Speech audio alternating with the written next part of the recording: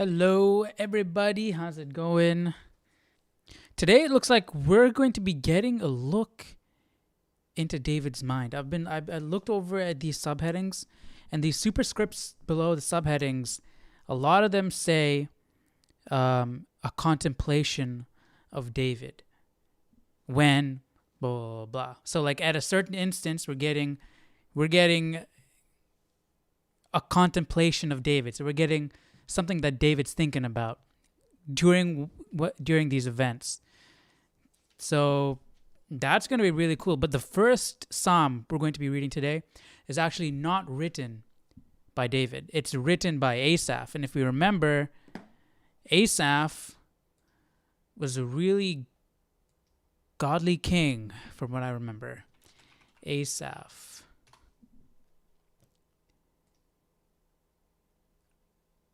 Oh wait, no, dang. Then who is that king then? Okay, so that light is bright. Let me lower it. So Asaph is the Levite, one of the leaders of David's choir. Okay, so that makes sense why he is writing a psalm. Yeah, that wouldn't made. Who is that king? Asa. I think that king was called Asa. Yeah, that was King Asa, not Asaph. Okay, that's what I was thinking of. So Asaph is a Levite, one of the leaders of David's choir.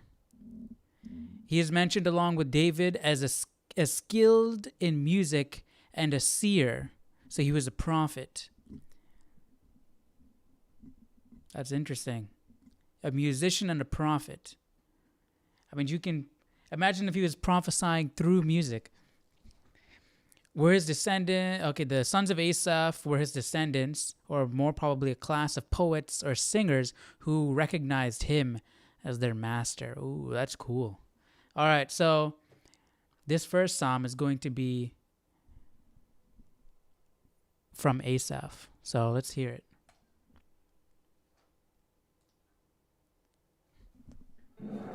Psalm 50, a psalm of Asaph. The Mighty One, God the Lord, has spoken, and called the earth from the rising of the sun to its going down. Out of Zion, the perfection of beauty, God will shine forth. Our God shall come, and shall not keep silent. A fire shall devour before him, and it shall be very tempestuous all around him. He shall call to the heavens from above, and to the earth, that he may judge his people. Gather my saints together to me, those who have made a covenant with me by sacrifice. Let the heavens declare his righteousness, for God himself is judge. Let me go back. So, out of Zion, the perfection of beauty. What is Zion? Jerusalem. Out of Zion, the perfection of beauty, God will shine forth. So I'm assuming this is out of the temple, right? Our God shall come and shall not keep silent. A fire shall devour before him, and it shall be very tempestuous all around him. And he shall call to the heavens from above, and to the earth, that he may judge his people. Judge, as soon as I heard judge, I'm thinking Judgment Day, he's judging them right and wrong on all that stuff, but I don't think that's the case. I think it means, by judge, you probably mean rule over, like we saw in the book of Judges. And to the earth, that he may judge his people. Gather my saints together to me, those who have made a covenant with me by sacrifice. Right? So why would you judge, like Judgment Day judge, people who have sacrificed to you, and you're only calling them, right? If you're doing that type of judging, you'd be judging over everybody. So I think the word judge here is ruling over. So those who have made a covenant with me by sacrifice, let the heavens declare his righteousness, for God himself is judge. Let's see what my Bible's got to say. Let's see if they disagree with what I'm saying. 50. Man, this is dark. All right, 50 verse 1. The Hebrew text uses the three terms, the mighty one, God, and the Lord, as a stunning introduction to this poem. The language suggests a grand display of God himself in the midst of his people. Yeah, I'm imagining a grand, entrance with the fire devouring and all that stuff. Out of Zion, the glory of God shines from his sanctuary in Jerusalem. Okay, so I was right about that. Our God shall come. This prophetic language speaks of the coming of God.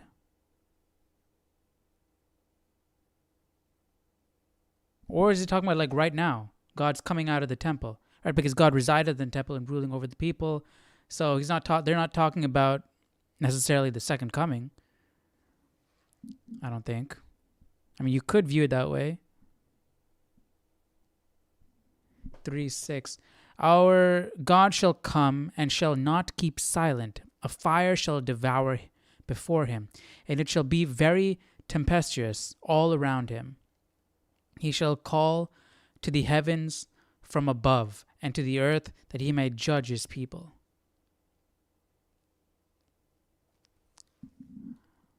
Where did it say, our God shall come? Oh, that was the first line here. Our God shall come and shall not keep silent. Yeah, what do you guys think? Do you think that's foreshadowing the coming of God's kingdom to earth? Or is it just talking about God presenting himself out of Zion, Jerusalem, in that time? What do you think? I'm leaning more towards it not. I mean, I guess you could read it as a prophecy, but I don't know if it was intended as a prophecy. You know? I'm not sure. God himself is judge, right? See chapter 75, verse 7 for a powerful development of this idea. I guess we'll find out when we get to there. This is the point of this psalm. God is the great judge. When used of God, the Hebrew word judge has connotations of royalty. Boom, there we go. That's what I'm thinking. It's not judging. He's ruling like a king. Thus, this wisdom psalm is also a royal psalm because it speaks of the coming of the great king who both rules and judges. There we go. God himself is judge. Hear, O my people, and I will speak, O Israel, and I will testify against you. I am God, your God. I will not rebuke you for your sacrifices or your burnt offerings, which are continually before me. I will not take a bull from your house, nor goats out of your folds. All right. Why is that important? I will not rebuke you for your sacrifices or your burnt offerings. I am your God, your God. I will not take a bull from your house, nor goats out of your field, for every beast of the forest is mine. So God, is separating himself. He is saying, right, God is judge here, right? So he is king. He is ruling over the people. But he is not like your earthly kings. Earthly kings meaning not worldly kings. I'm saying earthly kings as in kings of the earth, humans, like David or any of them, Saul, any of the kings, Asa, right? Because what did God warn? Before he made King Saul king, he warned the children of Israel that if you anoint a king over you, he will take your women, he will take your men as workers, he will take your beasts. That's just the nature of things. That's what's going to happen, okay? But what is God saying? He is saying, I will not take a bull from your house, nor goats out of your field. He's not going to tax his people at all. He's not taking anything. You don't owe him anything, right? Why? Because it's already his. Every beast of the forest is already God's. So what's the point in taking? You keep it, it's yours. That's my beast. You're mine also. You know that, right? So you're not doing anything by giving that little sheep to me, all right? See, that's the difference. That's the difference between God and man, right? That's cool. That's cool that God. That's cool. I mean, God is not saying this. This is Asaph writing this about God, but it's still cool. Every beast of the forest is mine, and the cattle on 1,000 hills. I know all the birds of the mountain. What do you guys think about this also? What do you guys think about a human writing in God's perspective? He's writing in first person for God. He's writing as if he is God. What do you think about that? That's interesting, right? Like, can we speak for God? Or did God reveal this to him and he wrote it? That's interesting. Because this is not like how we read, when God talked to Moses and then God wrote what Moses said. Moses was taking account of events. He was writing an account of a series of events, and in those events, God said this, and this happened, and he wrote it down. He's documenting. Here, Asaph is writing a psalm, a song, a poem, right? It's not designed to be a record of events. It's designed to move you in a certain way. It's artistic. It's emotional. It's a poem.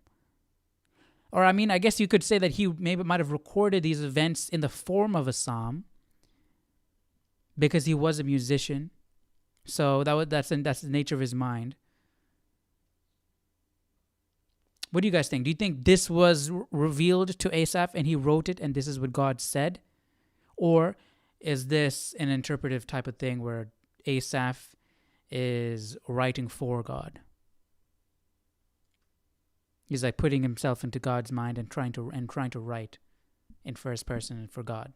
What do you guys think? Let's see what my Bible's got to say about this. I doubt it'll touch on that, but let's see. 50... Verse 7, boom, didn't even touch verse 7. Let's skip that. Which sucks. Let's see. Yeah, it skips that entirely. Okay. Let's see what about... well, let me look it up. I don't know what I should look up, though. Psalms 50...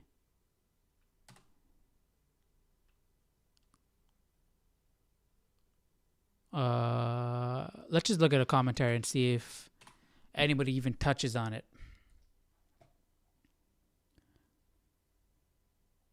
Let's go to verse 7 because that's when it starts.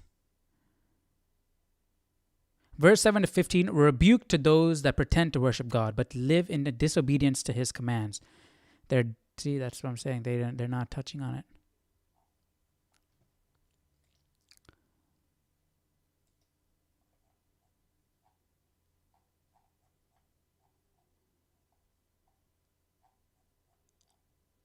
(7 to 15). Hear, O my people, and I will speak.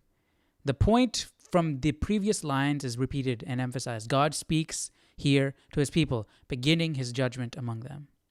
So they're saying God is speaking. Well, I guess in this psalm, God is speaking. But is God speaking in actuality in the real world? You know?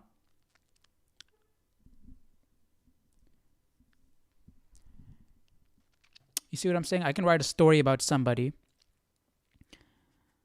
and say, Peter said hello to Rosie and then went home. But that doesn't mean Peter really said hello to Rosie in real life, right? I'm just writing that about him. Let's say Peter's a real person, right? So that's interesting. What do you guys think about that? I keep repeating the question, but you guys get it, right? Yeah, what do you guys think? Let me know. Let me back it up a little bit. And the cattle on 1,000 hills. I know all the birds of the mountains, and the wild beasts of the field are mine. If I were hungry, I would not tell you, for the world is mine, and all its fullness. Will I eat the flesh of bulls, or drink the blood of goats? Offer to God thanksgiving, and pay your vows to the Most High. Call upon me in the day of trouble. I will deliver you, and you shall glorify me. But to the wicked, God says, what right have you to declare my statutes, or take my covenant in your mouth, seeing you hate instruction and cast my words behind you? When you saw a thief, you consented with him, and have been a partaker with adulterers. You give your mouth to evil, and your tongue frames deceit. You sit and speak against your brother. You slander your own mother's son. These things you have done, and I kept silent. You thought that I was altogether like you. But I will rebuke you and set them in order before your eyes. Now consider this, you who forget God, lest I tear you in pieces and there be none to deliver. Whoever offers praise glorifies me. And to him who orders his conduct aright, I will show the salvation of God.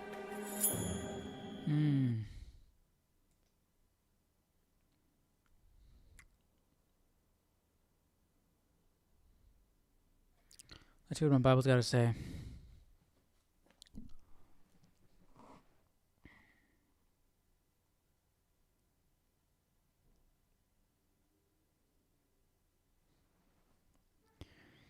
All right, touching on the God's not being hungry. I mean, okay, that's obvious.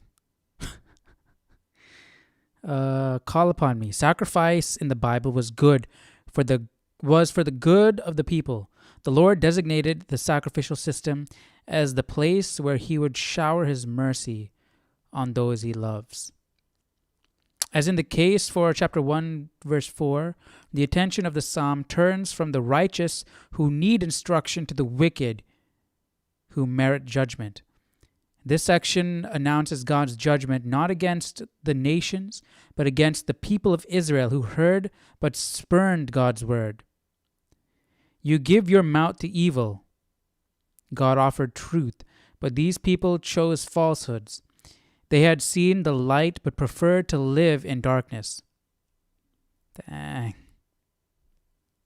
Your own mother's son. Where's this verse? Where did it say that?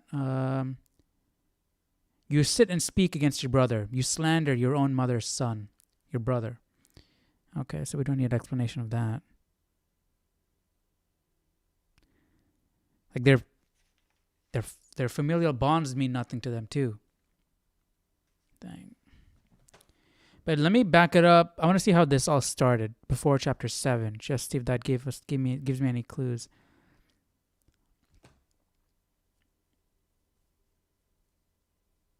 Oh, wait. It started in chapter 5, God speaking. So let's see.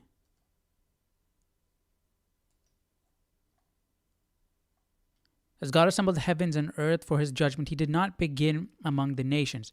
God began his judgment among his people. Yeah, this one's talking about God doing it.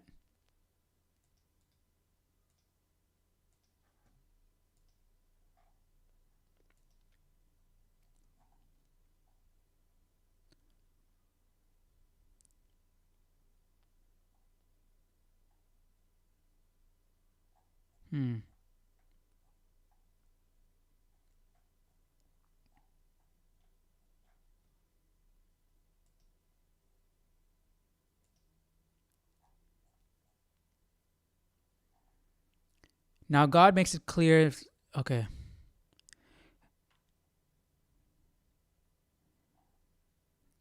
Yeah, everybody's saying that this is probably God speaking, or they're assuming that this is God speaking.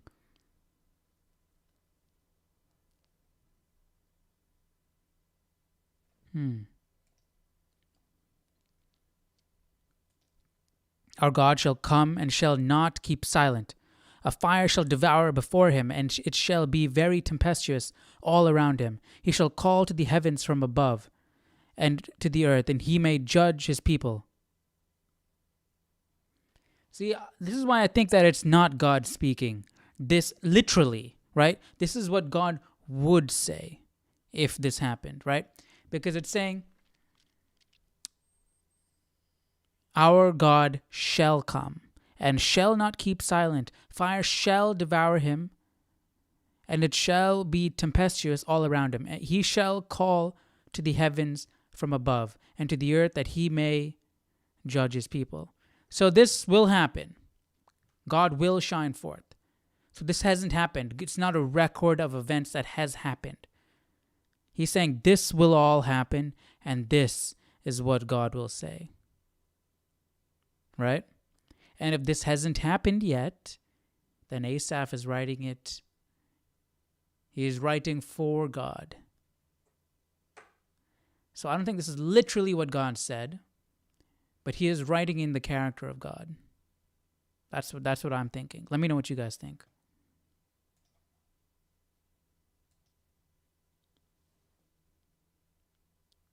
Come on.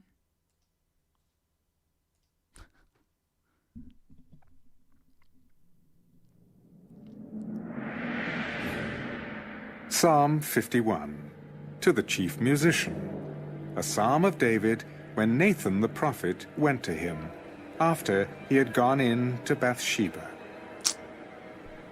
Have mercy.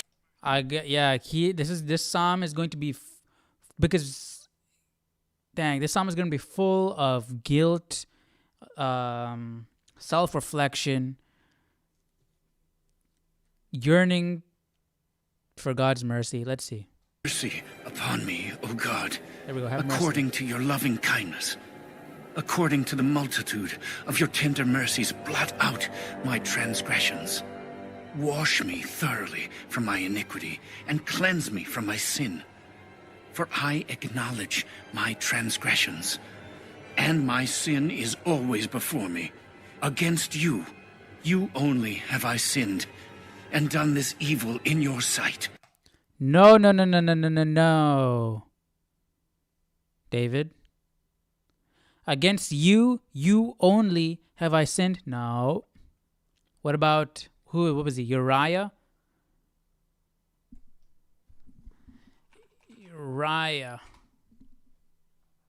the Hittite.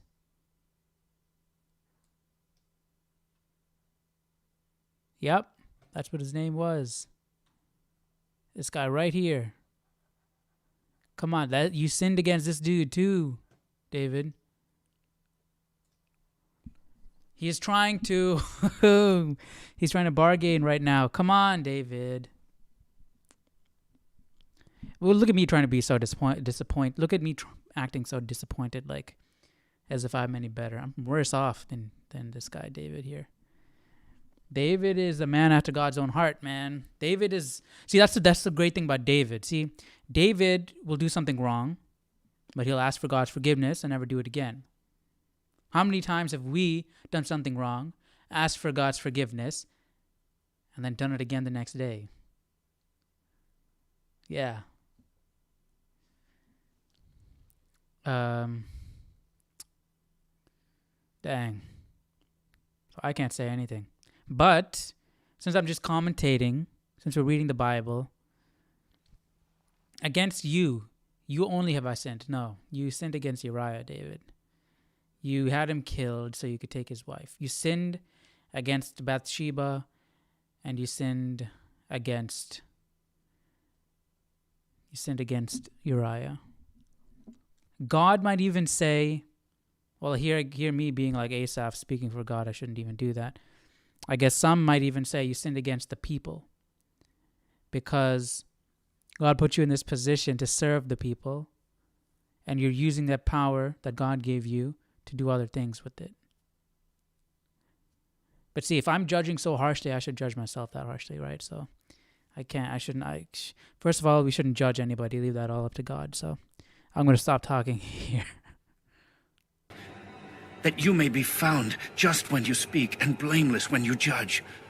Behold, I was brought forth in iniquity, and in sin my mother conceived me.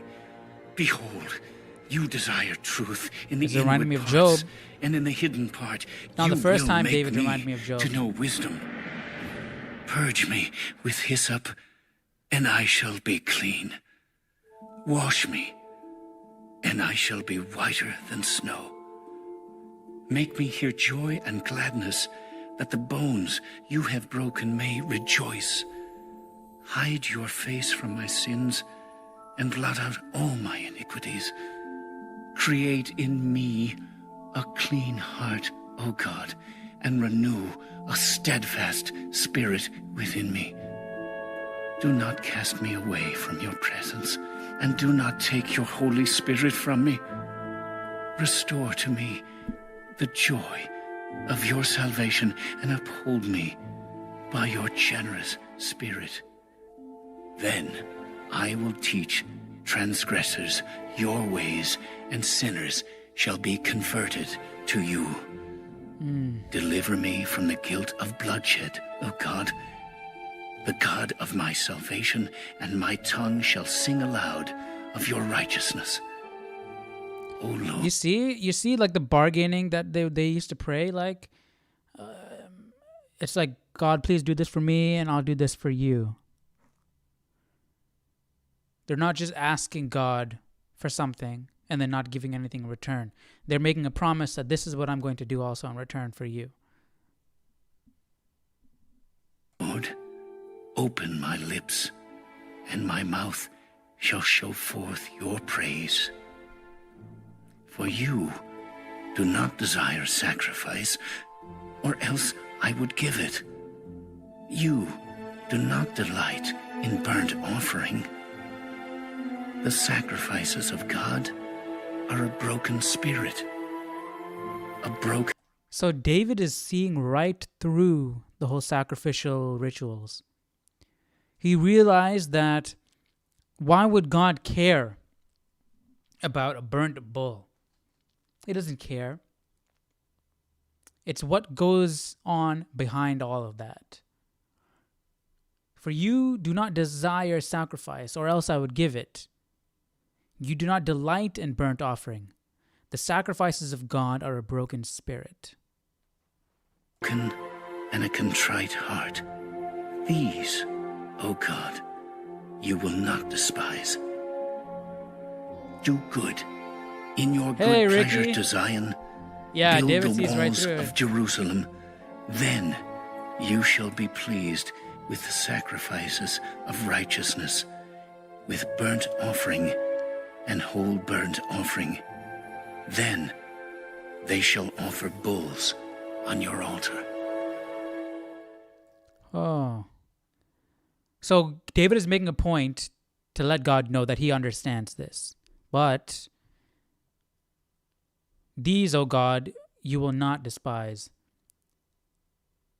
Do good in your good pleasure to Zion. Build the walls of Jerusalem. Then you shall be pleased with the sacrifices of righteousness, with burnt offering and whole burnt offering. Then they shall offer bulls on your altar.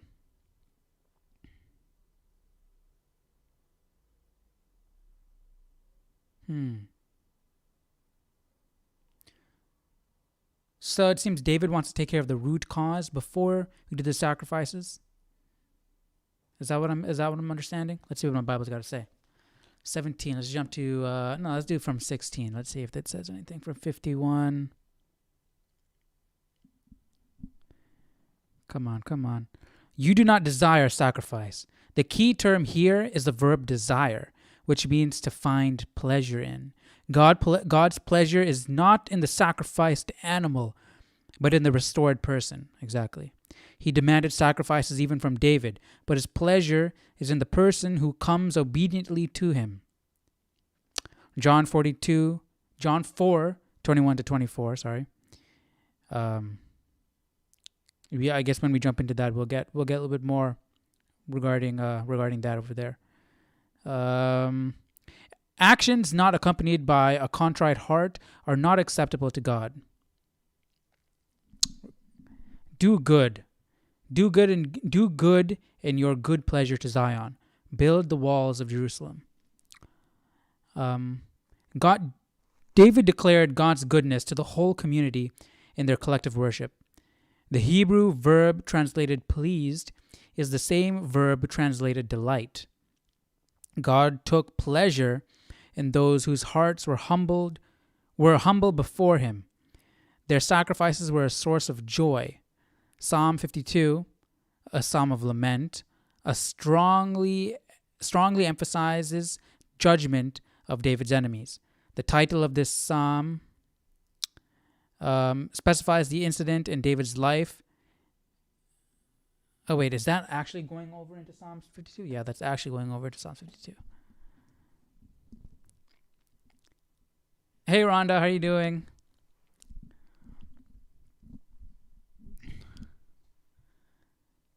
But yeah, so David literally got down to the foundation of to the root of what a sacrifice is, and is letting God know that he understands that. So that's cool, fixing the problem at the root, but then still doing the sacrifice to show God. That's why God will be pleased with these offerings, because they're not just doing the sacrifices just to do the sacrifices to please God. They're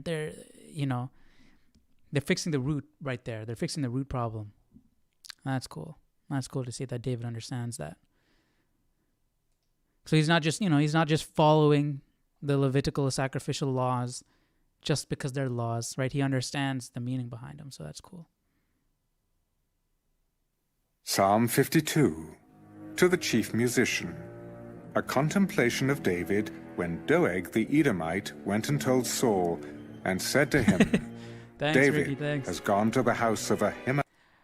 Rhonda, today we're in Psalms. Right now we're jumping into what I feel is going to be the meat of what today is going to be, a contemplation of David. So majority of these Psalms. Good night, Ricky. Thanks for stopping by. A good portion of these Psalms seem to be. We're going to get some insight into what David's thinking. Like here, to the chief musician, a contemplation of David when Doeg the Edomite went and told Saul and said to him, David has gone to the house of Ahimelech. So we're going to be getting some insight into David's mind during this event. So we already covered this event prior, but now we're getting a look into what David was feeling and what he was thinking. So I think that's going to be really cool. A contemplation of David when Doeg the Edomite went and told Saul and said to him, David has gone to the house of Ahimelech. Why do you boast in evil, O mighty man? The goodness of God endures continually. Your tongue devises destruction like a sharp razor, working deceitfully. You love evil more than good, lying rather than speaking righteousness. You love all devouring words, you deceitful tongue. God shall likewise destroy you forever. He shall take you away and pluck you out of your dwelling place and uproot you from the land of the living. The righteous also shall see and fear and shall laugh at him, saying, Here is the man who did not make God his strength, but trusted in the abundance of his riches and strengthened himself in his wickedness. But I am like a green olive tree in the house of God. I trust in the mercy of God forever and ever. I will praise you forever because you have done it. And in the presence of your saints, I will wait on your name, for it is good. Let me go back a little bit. Why do you boast in evil, O mighty man? The goodness of God endures continually. Your tongue devises destruction like a razor sharp working deceitfully. You love evil more than good, lying rather than speaking righteousness. You love all devouring words, you deceitful tongue. God shall likewise destroy you forever. He shall take you away and pluck you out of your dwelling place. So he is talking about Doeg, the Edomite. That's why your tongue devises destruction, because he went and told Saul what David was up to. So he's mad at this guy. But then he's emphasizing that, David, I'm not like that. I'm like a green olive tree in the house of God. I trust in the mercy of God forever and ever. But God shall likewise destroy you forever. He shall take. I want to know, like he said, here is the man who did not make God his strength, but trusted in the abundance of his riches.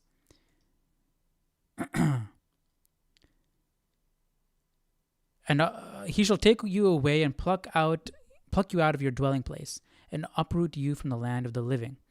The righteous also shall see and fear, and shall laugh at him, saying, what I just read there. But I'm trying to see, like, how did Doeg the Edomite put his trust in the abundance of his riches? Let's see what my Bible's got to say. Ron is saying, God is able to snatch us out of dangerous situations.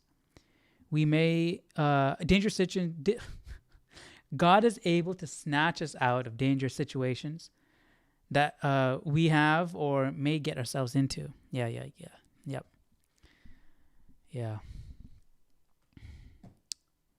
But I want to know, like, what it meant by, but trusted in the abundance of his riches. Because this is in reference to Doeg, right? Or Saul. Let me see what my Bible says. 52.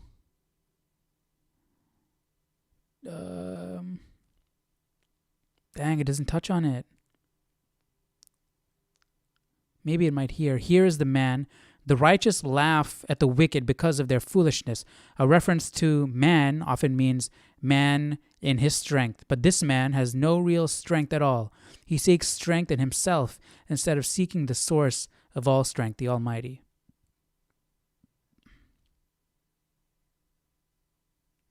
Let's look this up. Psalms 52.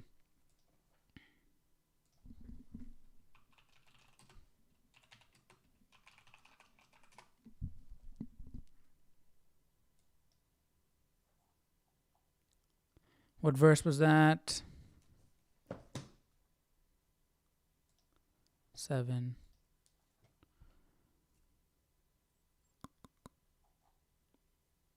Let's see here. He passes sentence upon him. He foretells the triumph of the righteous in the execution of the sentence. He comforts himself to the mercy of God and the assurance. Yes. Okay, I need a little bit more than that.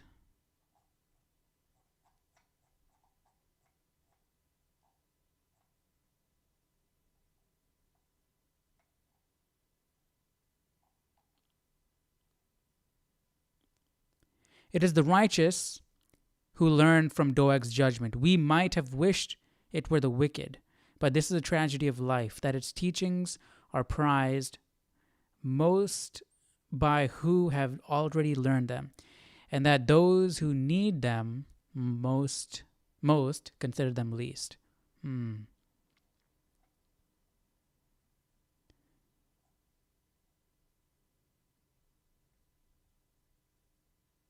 The righteous also shall see and fear. So that's what it's talking about. And shall laugh at him. Well, the righteous shall see and fear. That's the part it was talking about. What's Rhonda saying?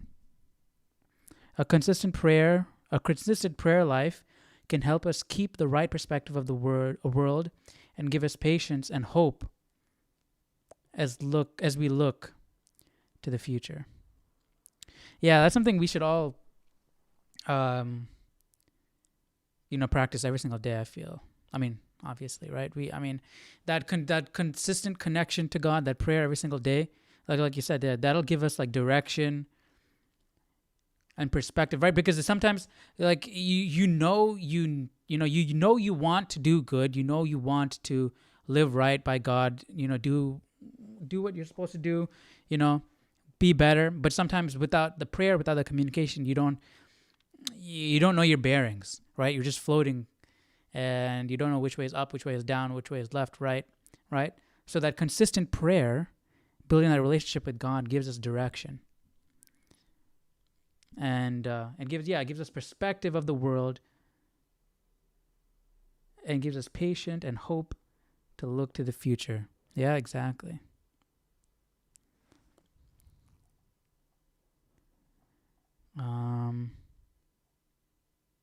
Okay, here we go.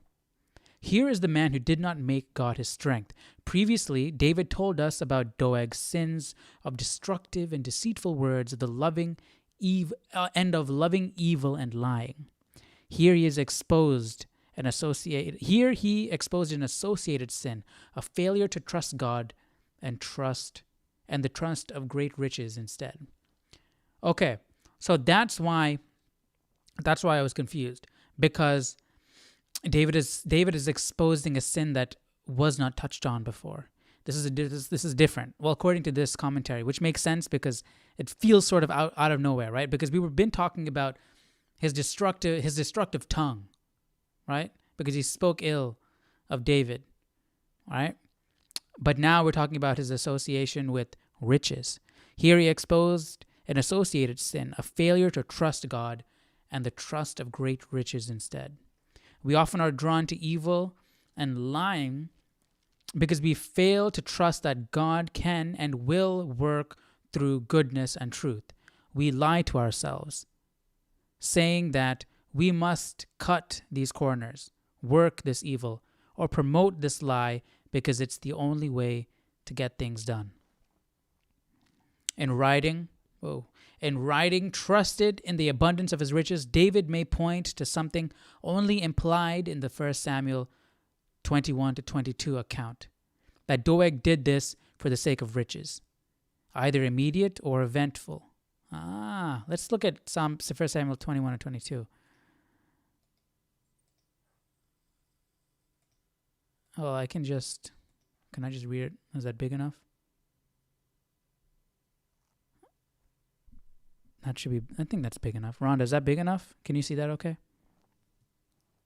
And Rhonda's saying, that's right. He was leaning on his own understanding. Yeah, that he was leaning on his own understanding. Yeah. That's big enough? Okay, perfect. Now David we're reading 1 Samuel 21-22. Now David came to Nob to Ahimelech, the priest. And Ahimelech was afraid when he met David and said to him, "Why are you alone and no one is with you?" So David said to Ahimelech, the priest, "The king has ordered me on some business and said to me, 'Do not let anyone know anything about the business on which I send you or what I have commanded you. And I have directed my young men to such and such a place. Now therefore, what have you on hand? Give me 5 loaves of bread.'" This is where he gets Goliath's sword, right? "Give me 5 loaves of bread in my hand, or whatever can be found." And the priest answered David and said, "There is no common bread on hand, but there is holy bread, if the young men have at least kept themselves from women." Then David answered the priest and said to him, "Truly, women have been kept from us about 3 days since I came out." Only 3 days? And the vessels of the young men are holy, and the bread is, in effect, common, even though it is consecrated in the vessel this day. So the priest gave him holy bread, for there was no bread there but the showbread, which was taken from before the Lord, in order to put hot bread in its place on the day when it was taken away. Now a certain man of the servants of Saul was there on that day, detained before the Lord, and his name was Doeg, an Edomite, the chief of the herdsmen who belonged to Saul. What was that? Only 21 to 22. Looks like we need to go a little bit further. 1 Samuel 20. How far into 22 is that?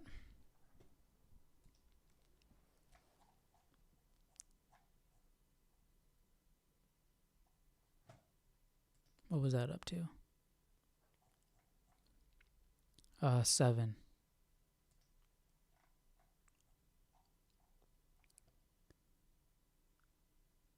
That is right. 22, right? 1 Samuel 22.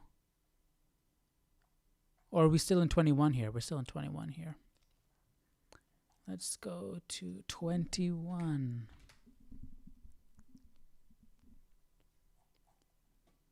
Seven. All right. Now a certain man of the servants of Saul was there that day, detained before the Lord, and his name was Doeg, an Edomite, the chief of the herdsmen who belonged to Saul. And David said to Ahimelech, "Is there not here on hand a spear or a sword?" All right, we talked about that. But what about Doeg? I need to know more about Doeg. Was that it? Was that all about Doeg? Yeah. Did we touch on Doeg in 22 more then? Yeah. Then Doeg the Edomite, who was set over the servants of Saul, then answered Doeg the Edomite, who was set over the servants of Saul, and said, "I saw the son of Jesse going to Nob to Ahimelech." Right? We saw that Doeg was right there. "I saw the son of Jesse going to Nob to Ahimelech, the son of Ahitub, and he inquired of the Lord for him, gave him provisions, and gave him the sword of Goliath the Philistine." So what prompted Doeg to answer? Let's read the previous couple of verses. "When Saul heard that David and the men who were with him had been discovered," now Saul was staying in Gibeah under the tamarisk tree in Ramah, with his spear in his hand and all his servants standing about him. Right at this point, remember, Saul was paranoid. "Then Saul said to his servants and who stood about him, 'Hear now, you Benjamites, will the son of Jesse give every one of you fields and vineyards, and make all of you captains of thousands and captains of hundreds? All of you who have conspired against me, and there is no one who reveals to me that my son has made a covenant with the son of Jesse, and there is not one of you who is sorry for me or reveals to me that my son has stirred up my servant against me to lie in wait, as it is to this day.'" Okay, so that's where the commentary is saying in 1 Samuel they sort of insinuated that Doeg was incentivized by money because Saul was saying, "Will the son of Jesse give every one of you fields and vineyards and make you all captains of thousands and captains of hundreds? So why are you being loyal to him? Don't be loyal to him. Don't conspire against me. David's not going to do that for you."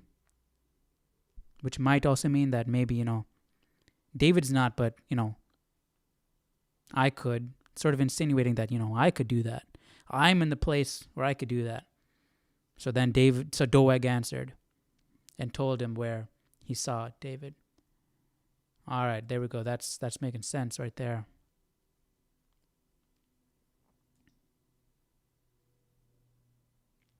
Yeah, that makes sense now, right? Yeah. Okay.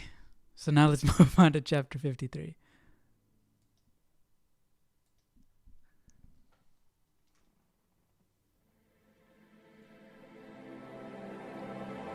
Psalm 53, to the chief musician, set to Mahaleth, a contemplation of David. See, another contemplation of David. Something David's thinking about. What is Mahaleth? Do we have that still? I like looking this up because I'm set to Mahaleth. So there was a song back then called Mahaleth, And this psalm was now set to the tune of Mehaleth. Mehaleth. Oh no, it's an instrument. A lute or a lyre. So it's not necessarily just a tune.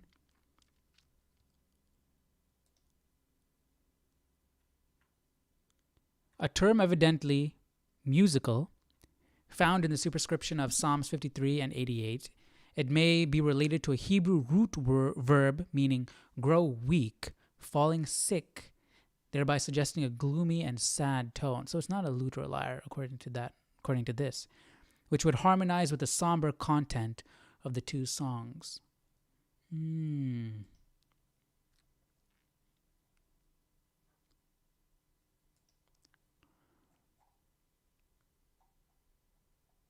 Okay, this is just taking passages from the Bible, okay.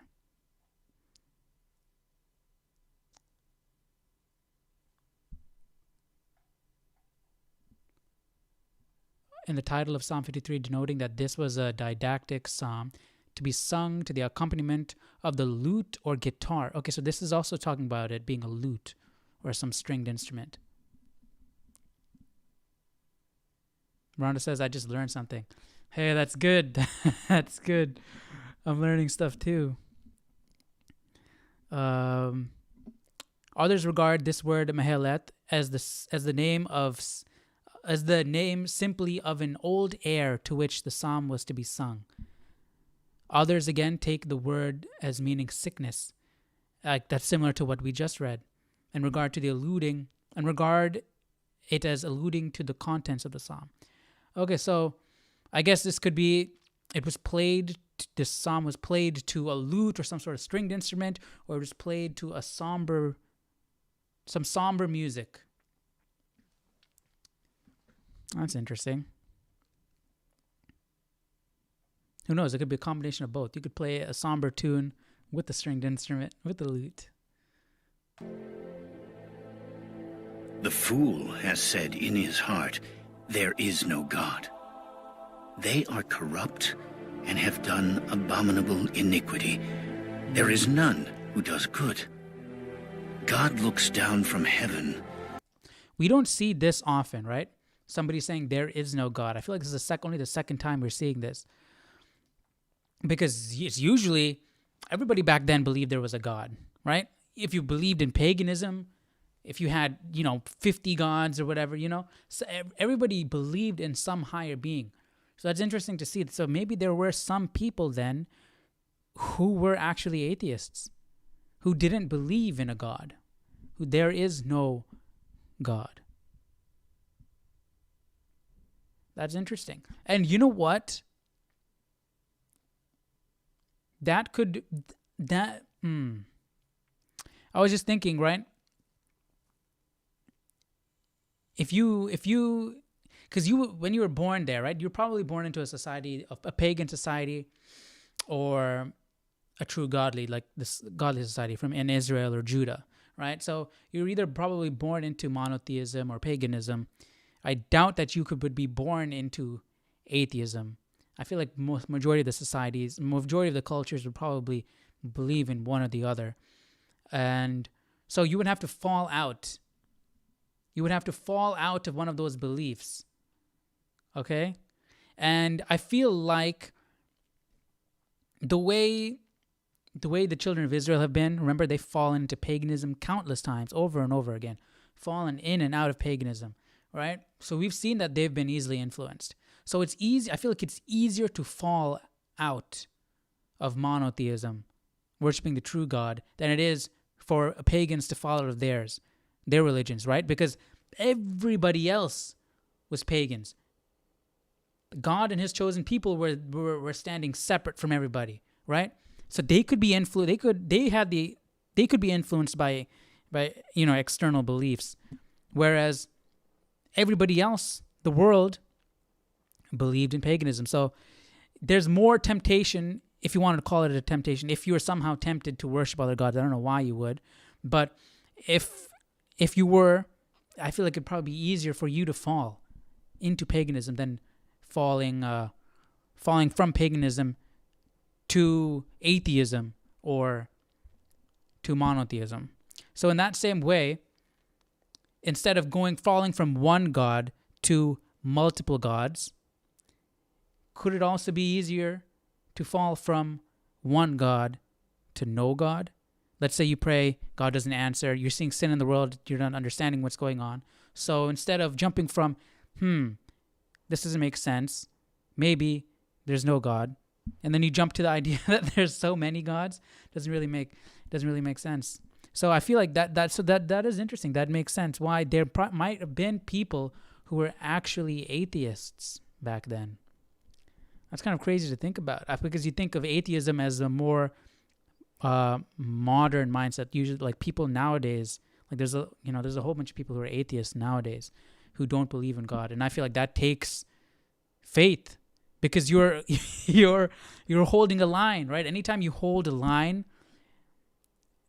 on something where you don't have 100% backing for, it relies on faith, right? I mean, how do they not know? How does an atheist not know there? I mean, we're going on a crazy tangent, but how does the atheist not know that there is no God?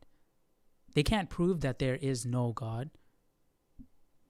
So that takes faith for them to believe that there is no God. So I mean, that's why I gotta respect. I have some respect for an agnostic, because an agnostic is just saying I don't know. So for an agnostic, they just need to start looking.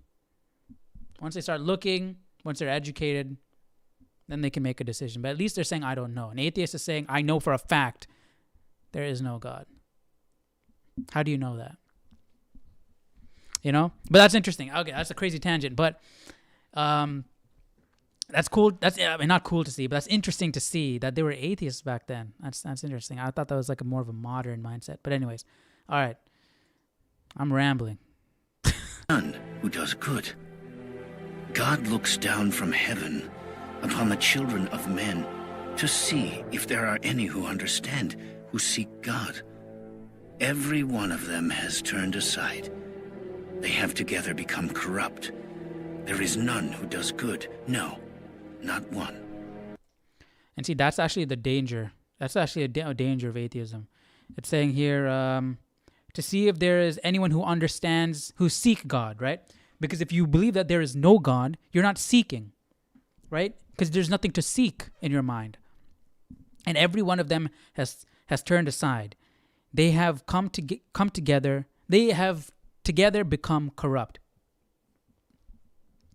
They may not be praying to any idols, but once you have no God, what becomes the most important thing in life? You become the center of your world. So you could say your idol is yourself in that case. And that, I mean, you could probably say that. It's possible that they have been allowing situations mainly bad to dictate their beliefs. 100%. 100% that's what they're doing. That's a lot of the reasons why we have atheism today, right? A lot of them probably go through some harsh realities, some harsh events that in their life, and they don't know how to handle it, and they need to blame somebody, and so they blame God. So they feel they are gods, right? Because if you don't believe in a higher power, then there's nothing above you. So you're top dog. So either you fall into some sort of communist mindset, or you get an inflated ego, Not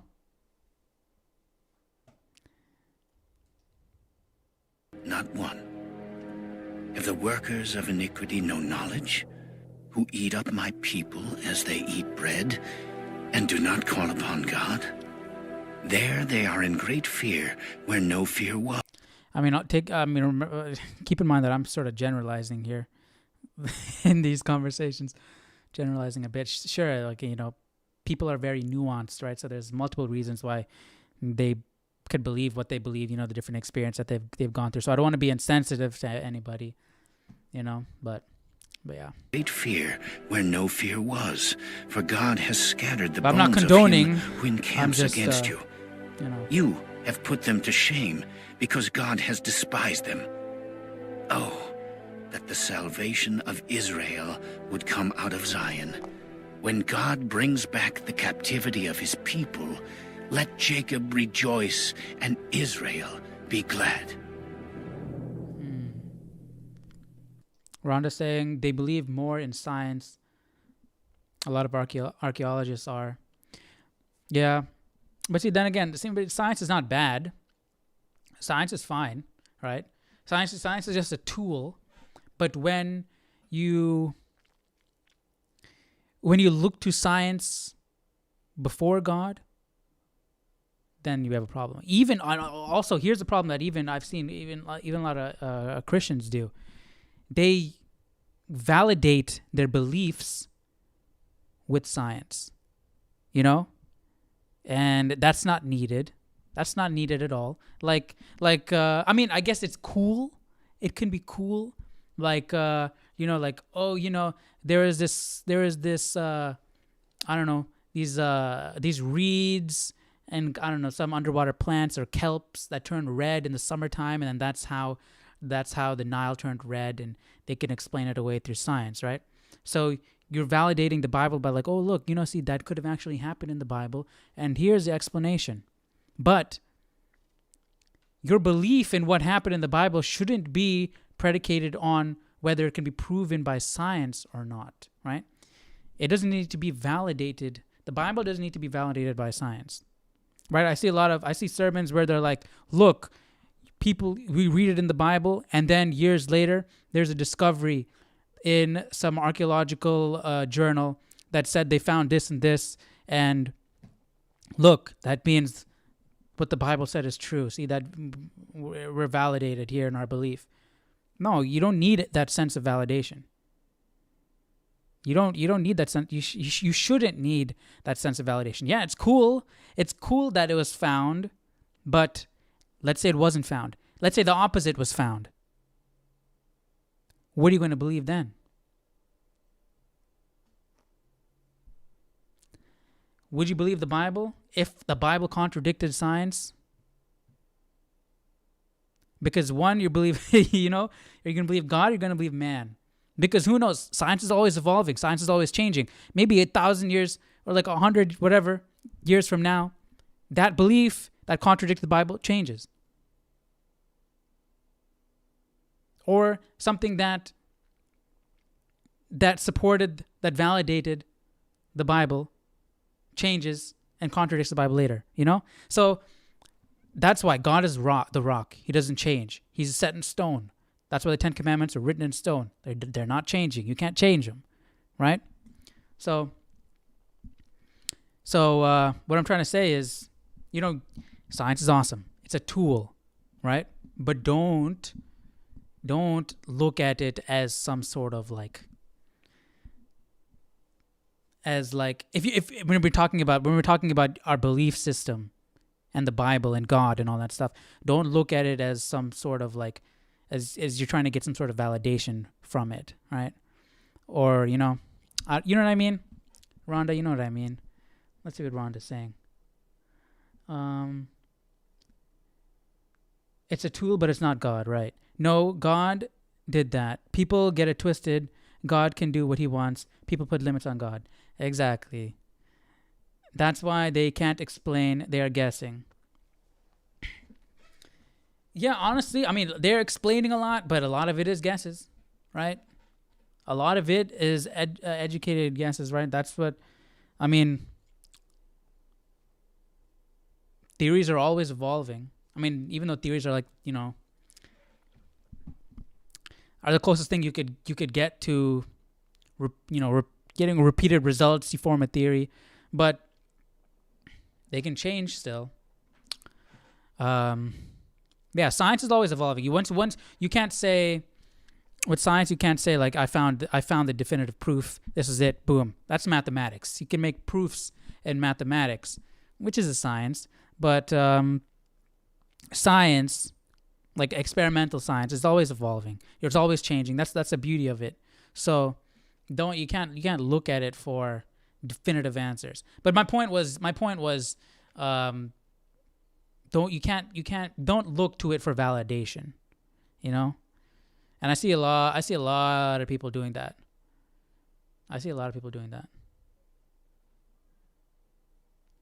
Yeah, God has all the answers. Yeah.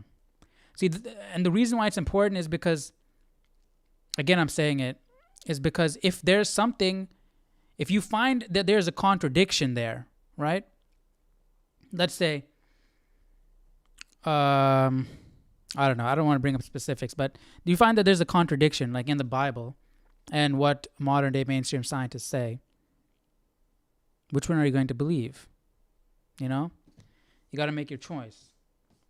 So that's what I'm saying. You know, it's important not to look to science as gospel. It's awesome. Science is cool. It's great and everything. But it's not God, like Rhonda said. So.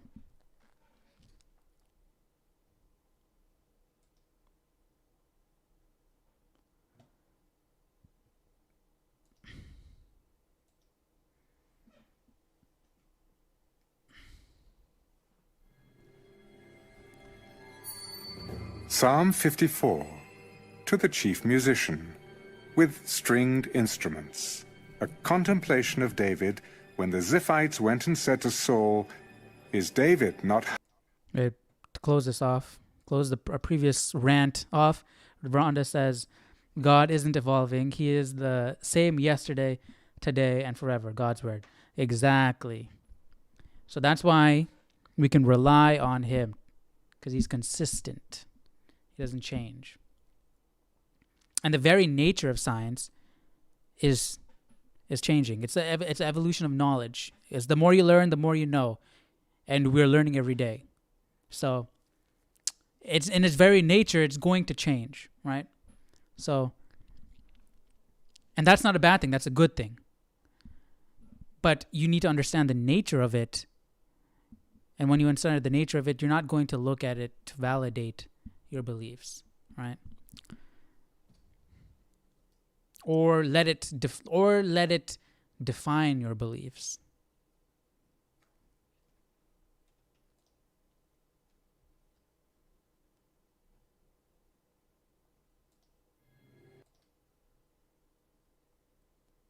All right, Rhonda. Nice having you here. See you. Thank you for stopping by. Have fun at your fellowship meeting.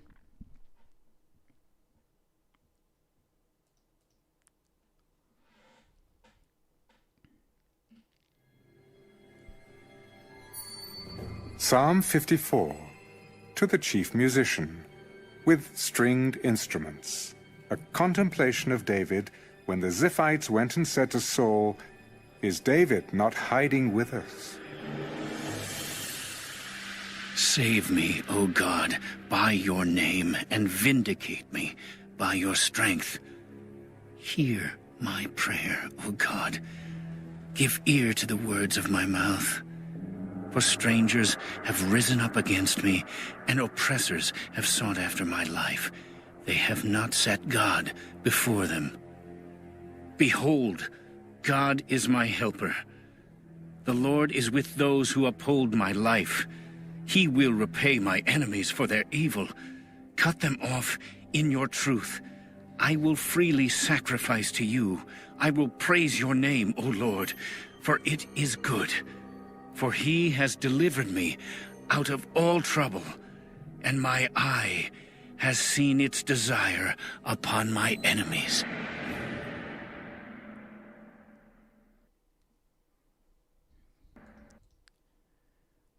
Thanks. So David is, right? So a contemplation of David when the Ziphites went and said to Saul, "Is David not hiding with us? Save me, O God, by your name, and vindicate me by your strength." So this is when, was this when David's on the run? Well, let me see what my Bible's got to say. Psalms 54. Should be when David's on the run. Psalm 54 is a psalm of lament in which the answer to the prayer is declared before the end of the poem. The prayer's answer may have come through a priest or a prophet. The psalmist knew that he was being answered, and he sought immediately to make God's goodness known. Psalm 54 is another of David's psalms in which the title indicates the specific situation that gave rise to the poem. Twice the people of the wilderness of Ziph had informed Saul that David was hiding in their region. David's distress is understandable, yet from the Ziphites' viewpoint, their actions were warranted. After all, Saul was the king and David was a fugitive. The structure of the poem is as follows. 1. A call of David's help in the midst of persecution for many foes.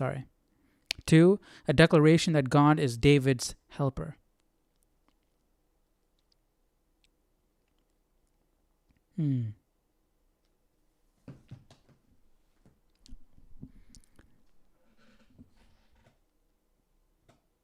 So let's keep on going. Psalm 55.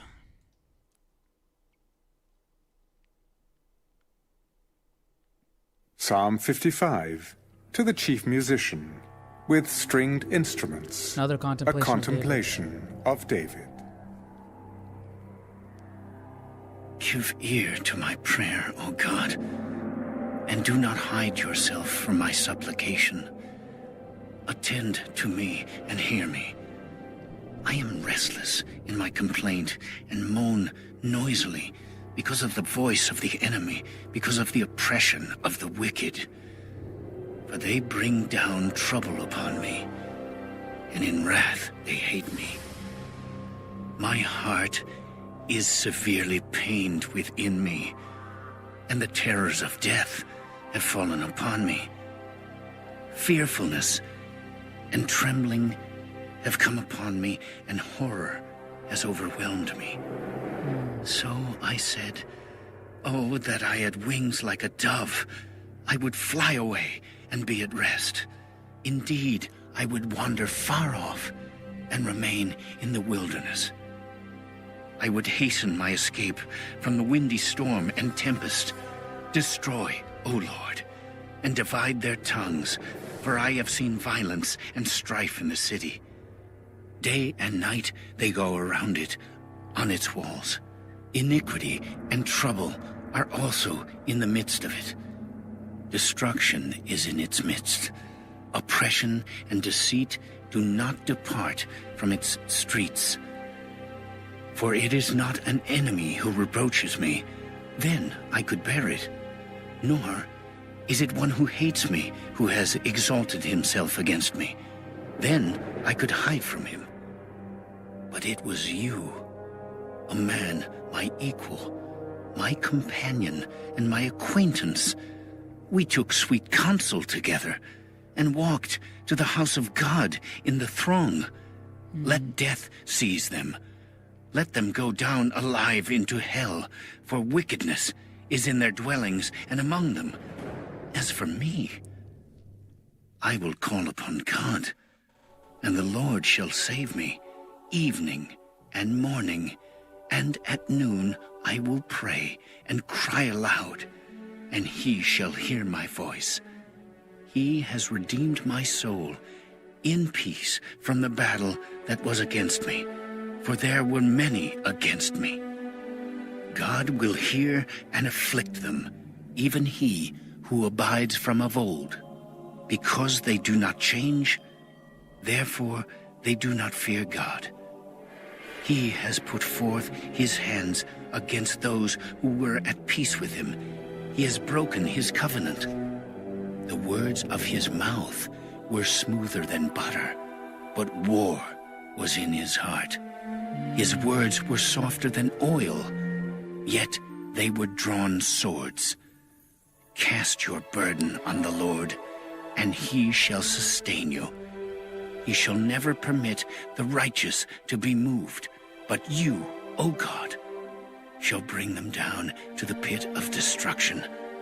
Bloodthirsty and deceitful men shall not live out half their days, but I will trust in you.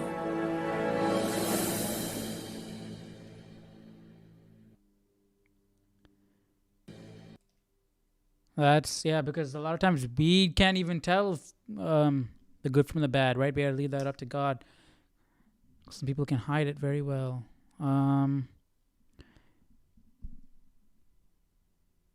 Let me just see if there's anything here.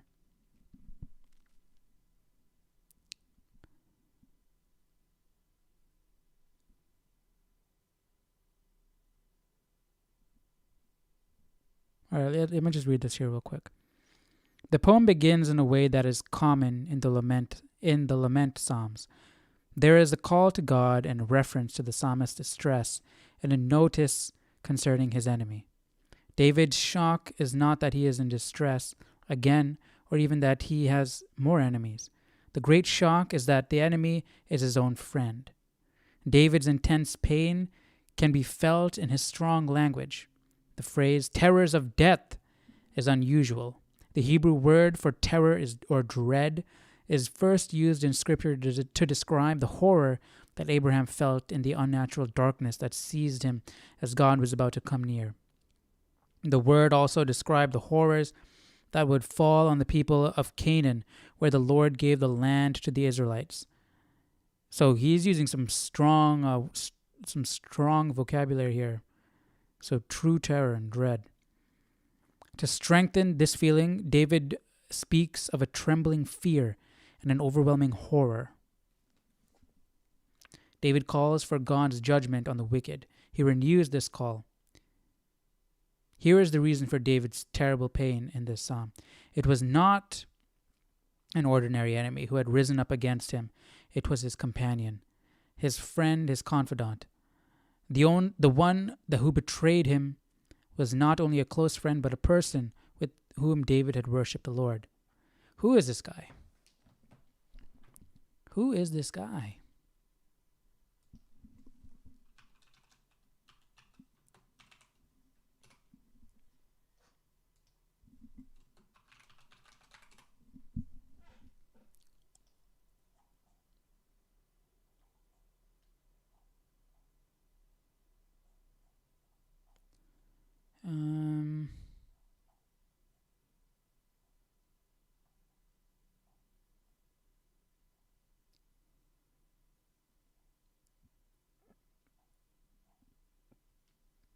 The unnamed man was a partner and friend to David. Okay, so we don't know. I thought maybe we'd give you some context clues and they could figure out who it was.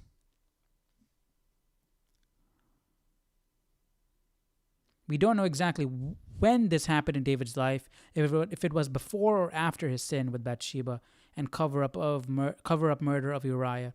Yet the connection of David's words here with his sin against Uriah is stunning. What David was unwittingly describing in his moving passage was also the essence of his own treachery to Uriah, one of his staunchest friends.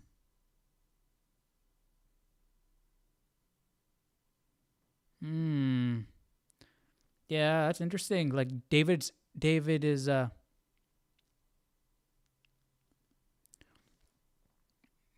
has experienced betrayal from one of his friends, and Uriah experienced betrayal from one of his friends, David.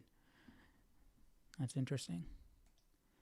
But all right, that's going to be it. We just finished Psalms chapter 55. We're on an hour and 30 minutes. Holy. Tomorrow we're going to jump into Psalms chapter 56, a prayer for relief from tormentors. And this is a prayer from... Is this a prayer from David? Yeah, it's from David. So, yep, that's going to be it. And I don't know if I didn't make my point clear in that whole weird tangent that we had. I was pretty much basically trying to say that, you know, science is awesome. It's a tool, but it's not a belief system. That's pretty much what I was trying to say. But yeah, that's going to be it for today. We just finished chapter 55. Tomorrow we'll jump into 56. Hope you guys enjoyed today's reading. And I'll see you tomorrow. Hope you have a great rest of your day. Take care. Bye-bye.